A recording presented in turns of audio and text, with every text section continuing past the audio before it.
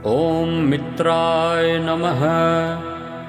ॐ रवये नमः। ॐ सूर्याय नमः। ॐ भानवे नमः। ॐ खगाय नमः। ॐ पूष्णे नमः। ॐ हिरण्यगर्भाय नमः। ॐ मरीचये नमः। ॐ आदित्याय नमः। ॐ सवित्रे नमः। तो जो कश्मीर है हमारा, तो वास्तव में ये सृष्टि के बिल्कुल प्रारंभ में पूरा जलमग्न था। आगे पीछे पहाड़ियाँ थी, जैसे स्कूल में जलना तो पूरे कश्मीर में ही जल था। तो जब धीरे धीरे ऋषि मुनि तपस्या करने के लिए आने लगे तो इस जल को, जो झील थी, इसको कहते थे सतीसर। तो इस सतीसर में एक राक्षस की उत्पत्ति हुई जिसका नाम था जलादु। तो उसने ब्रह्मा जी से वर पाया कि ब्रह्मा विष्णु महेश, जल में मेरी शक्ति आपसे भी दोगुनी तिगुनी हो, आप भी मुझे जल के भीतर प्रार्थना कर पाओ। जब वरदान मिल गया तो वो ऋषि मुनियों को तंग करने लगे। जो कोई प्रजातियां अगर इस जल के आसपास रहती थी तो उनको तंग करने लगे। तो उन्होंने कश्यप जी का आह्वान किया कि प्रभु जी, हमारी भक्ति में विघ्न बन रहा है ये राक्षस, तो आप कोई सरल सा उपाय निकाल सकते हैं, वो निकालिए, या तो इसका वध करिए। तो कश्यप जी आए तो उन्होंने अपना पहला प्रयास किया, तो उसमें विफल हो गई, क्योंकि शक्ति ब्रह्मा विष्णु से भी अधिक है, तो उनकी शक्ति के आगे कहाँ टिकते। तो कश्यप जी ने अपने गुरु भगवान विष्णु जी का आह्वान किया। तो भगवान विष्णु जी आए तो उनका भी पहला प्रयास तो विफल हो गया।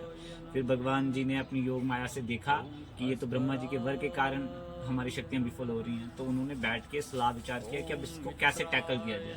तो जो अभी वित्सता झेलम बारामूला की तरफ बह रही है, तो उसको भगवान विष्णु और कश्यप जी ने उस नहर का निर्माण किया। अभी तो नदी कह सकते हैं, उस जल के स्रोत के हिसाब से वो नहर ही थी। तो कुछ समय उस जल को निकलने के लिए लगा।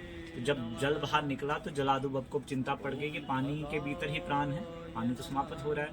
तो बाहर की तरफ भागा कि कोई और जल स्रोत हो जहाँ मैं छिप सकूं। तो बाहर भागा तो भगवान विष्णु ने अपने सुदर्शन चक्र से, तो माँ भगवती आदि शक्ति भवानी ने एक मैना का रूप देके और एक बहुत बड़ा कंकड़ जो उसके ऊपर मारा, जिससे उसकी मृत्यु हुई। तो कश्मीरी में मैना को कहते हैं हारिका। तो सहारिका देवी के नाम से श्रीनगर में हरि पर्वत पे माँ विराजित है आज भी।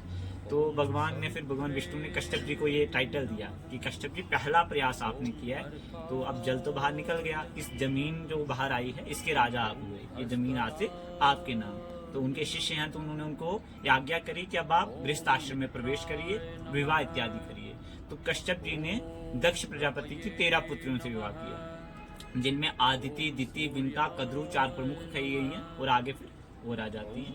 आदित्य की जो संतान है वो आदित्य कहलाई, जिसमें इंद्र, वरुण इत्यादि 12 आदित्य आते हैं। द्वादश आदित्य कहा जाता है उनको, जो स्वर्गाधिपति हैं।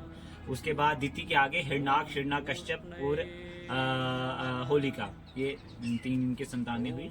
इनके बाद कद्रु जी के नाग आगे, जिनका नागवंश आगे चला। तो विंता जी के आगे गरुड़, जो भगवान विष्णु के वाहन हुए, और अरुण, जो सूर्य के सारथी हुए। तो दैत्य और आदित्यों की बचपन से एक प्रतिस्पर्धा थी, फाइट थी, कंपटीशन था, क्योंकि देवताओं को एजुकेशन, विद्या उस प्रकार की दी जा रही थी कि वो स्वर्ग को संभालें। तो दैत्य कहने लगे, पिता हमारे एक है, तो हमें वो स्पेशल वर्ड ट्रीटमेंट क्यों नहीं दिया जा रहा, हमें क्यों एक अलग सा दिया जा रहा है। उसके पीछे एक अलग कथा आ जाती है कि उनको क्यों नहीं दिया जा रहा।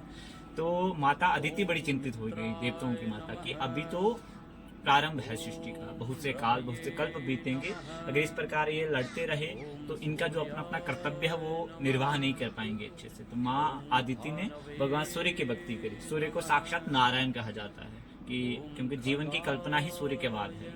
तो उन्होंने भक्ति करी, तो सूर्य भगवान ने प्रसन्न होके कुछ समय बाद आशीर्वाद दिया कि मैं संतान रूप में आपके घर प्रकट होऊंगा और आपके सारे दुख हरूंगा। जब मार्तन जी का जन्म हुआ तब तक देवताओं को अपनी अपनी पद, अपनी अपनी पोजीशनें दे दी जा चुकी थी। जो 12 आदित्य हैं वो 12 महीने, 12 तिथियां, 12 राशियां और तिथियां इत्यादि सब कुछ संभालते हैं। अब जब मार्तन जी का जन्म हुआ तो मार्तन जी को क्या पोजीशन दी जाए। तो क्या होता है कि तिथि 2 दिन रहती है, 2.5 दिन रहती है, 1.5 दिन रहती है, कभी लुप्त होती है। तो वो तारीख के हिसाब से नहीं चलते। जैसे 1 है तो उस दिन प्रतिपदा ही नहीं हो, उस दिन अमावस्या भी हो सकती है, 2 दिन की भी रह सकती है, ठीक है। तो इससे एक महीने का निर्माण होता है, जिसको कहते हैं अधिक मास। जब मल मास या खड़ मास, तो वो महीना दिया गया मार्तन जी को, उसके अधिपति बनाया गया इनको। तो हर महीने की एक अपनी अपनी इंपॉर्टेंस, अपनी अपनी महिमा है, पर उस महीने की तब तक कोई इंपॉर्टेंस नहीं थी। उसको एक रेस्ट के लिए वेस्टर्न महीना कह रहे हैं। तो वो चले गए सीधा भगवान विष्णु के पास। प्रभु जी आपने जन्म बड़े अच्छे कुल में दे दिया, पिता अच्छे हैं, सब कुछ अच्छा है, पर थोड़ी सी महिमा हमें भी दे दो। मन में कोई लालसा नहीं है, भगवान विष्णु कुछ देंगे, बस प्रसन्न थे तो वो भगवान जी से प्रसन्न कर रहे हैं। तो भगवान विष्णु इससे प्रसन्न हो गए कि मैं सब कुछ देने वाला हूँ फिर भी नहीं मांग रहा। तो उन्होंने उनको अपना नाम दिया, पुरुषोत्तम स्वरूप ही उनको सौंप दिया कि ये ले जो मेरा पुरुषोत्तम स्वरूप है, आज से वो 13 हुआ।